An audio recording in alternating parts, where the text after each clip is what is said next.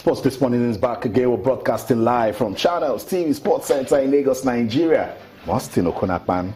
Also good to be here. A lot to talk about as always in the world of sports. I'm Yemi Adebayo. We're going to Rio. Yes, that's our destination this morning because we'll still continue our coverage of the 2016 Paralympic Games. Now 12 medals for Team Nigeria. 8 gold, 2 silver and 2 bronze medals for our special, loving, dedicated athletes at the Rio Olympics. Well, a very good achievement from Team Nigeria right there in Rio. We'll talk much about that later on the show. But let's go to football now and tell you this one.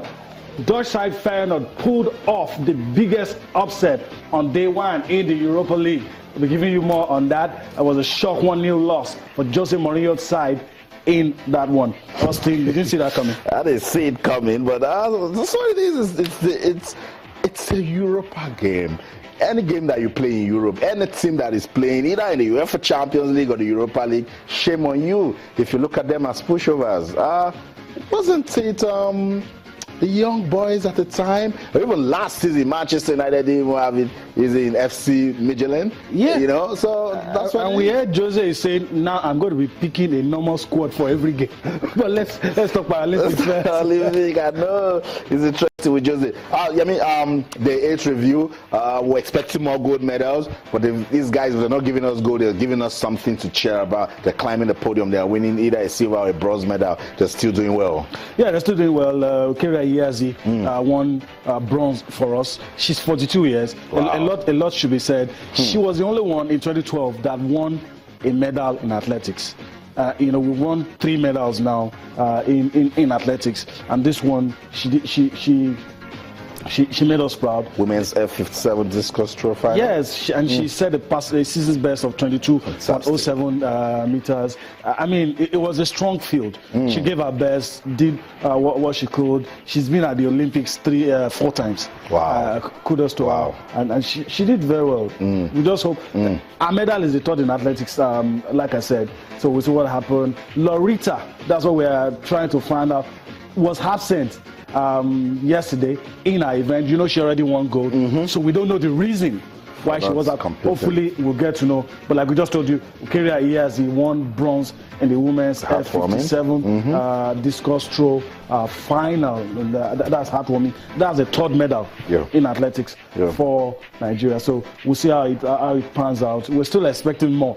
We're Oliver Twist now. We're getting greedy for medals. These guys are compensating us for all the things we didn't get with the able-bodied guys, and I'm so happy. And now our fingers are crossed. We're sitting back. We're watching the government. How will these guys be? And now we're 11th on the medal table. Like Austin told you, 822.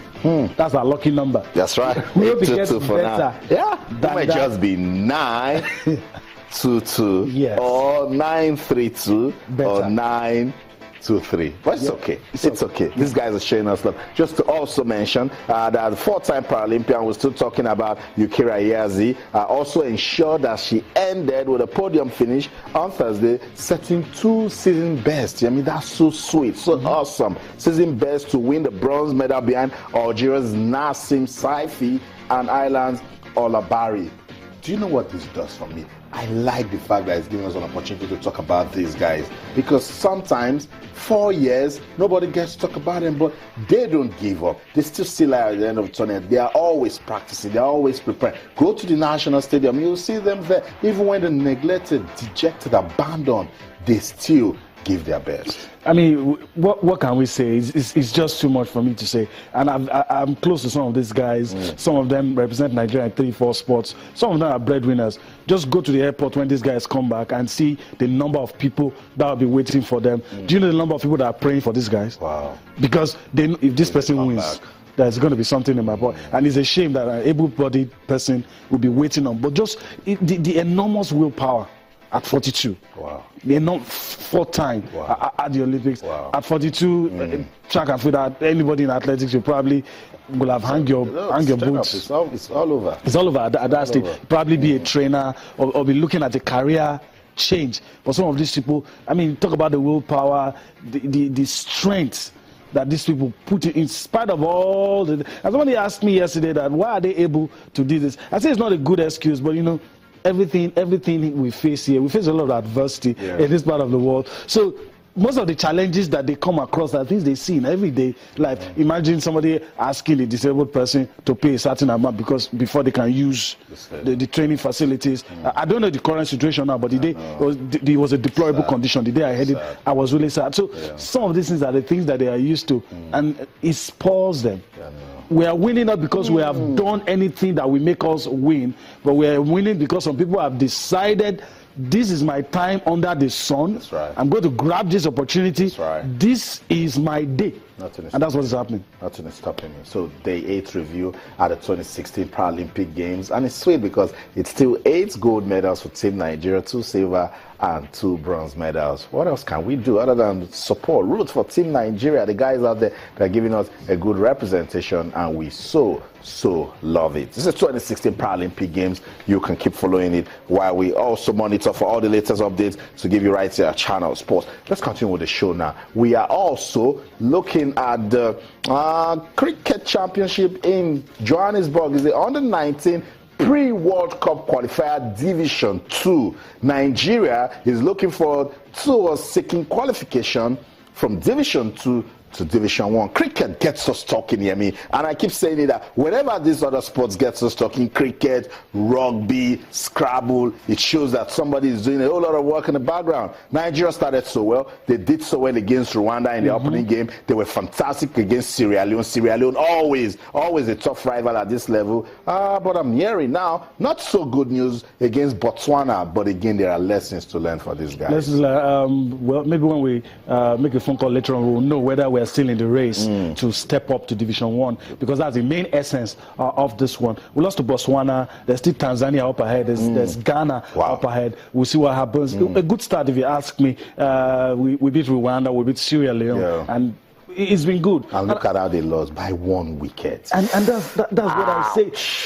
These guys are making us talk about them, and it's very, very, very good. And I'm hoping that we'll be able to catch in on this. We'll be able to leverage on the achievements of these guys. If they're able to make the step up, I'll be very happy. And you know, kudos to the federation as well. That you continue with all the activities to develop the sport at the grassroots level, and hopefully we'll be talking about sports like this later on, winning us medals. Laurels. A lot of events in cricket, that we can actually, take part in and be good. And the good thing about sports is that even if you're not part of these guys on the field, there are a lot of things that surrounds those who make the equipment, the jerseys, the uniform, the umpires, a whole lot. It takes a lot of people off the streets. It makes a lot of people useful. Sports is powerful. I totally agree with you. Do you want to feel the power of sports this morning on the program? Then walk with us. We're talking about the under-19 pre-World Cup qualifiers Division 2. It's taking place in Johannesburg. Emeka Onyama is the president of the Nigeria Cricket Federation. Joins us now live on the program. Good morning, Emeka. Welcome to the show. Yeah, good morning. Good morning, Austin. Okay, Emeka, we've been following this competition. I've been talking to you, and you've been giving me those swingers. Good one against Rwanda. It got better against Sierra Leone. Where did we get it wrong against Botswana, losing by just 1 wicket? Austin, that is the game of cricket. I'm sure our boys put up a very good fight. Spectacular show in the sense that even the low runs in the first inning, they were still able to get those guys to 1 wicket. Well, it's one of those things. I'm sure that will sharpen them up for the next game, which is against Ghana. Against Ghana, Emeka, what are the chances of qualifying? I know 7 teams are taking part. 2 will qualify to Division 1. We've lost against Botswana, but get ready for Ghana. Do we still have hopes? Yeah, we are. There are more chances. We are second on the table as speaker. We think that we are going to get a win against and also go on win Tanzania, and then we come first in the tournament. But otherwise, head or tail, we know we'll end up qualifying. Okay, let's talk about the remaining matches against Ghana and Tanzania. What do you know about your opponents? I know it's the job of the coach, but also it's something that concerns everybody. How confident are you that we'll be able to scale the hurdle and do the needful, which is stepping up to Division 1? The boys are in good hands. They are in able hands of a very, amiable technical advisor, Mr. Sean Phillips. And at the same time, they have a coaching crew made up of 3 coaches and team manager and medical doctors. So those guys are really in good hands, and they have all the good conditions to give us the victory. So we are not in doubt that they are going to win, or they are going to show that Nigeria has come of stage when it comes to the game of cricket. Emeka, it's cricket. It's the under-19 level. Aside just competing at this competition, because we keep saying it, emphasis shouldn't just be competition, competition, competition. After this competition, what's next for these guys? Well, these guys now is on the trail. Like you can see, this is just one of the beginnings, and this is one of the efforts of the Federation in the grassroots development of the game. So this is one of the results that has been achieved. So after now, these boys are going to be on the highway. They're going to be playing games. They're going to be looking forward to, competing along senior teams in Division 1. So this is part of the rebuilding effort, like I always say, and they're building results, and I'm sure these boys are going to play a long way in showcasing their talent. Thank you so much, Emeka Onyema, for speaking to us this morning on the program. All the best to the guys as they take on Ghana. Thank you.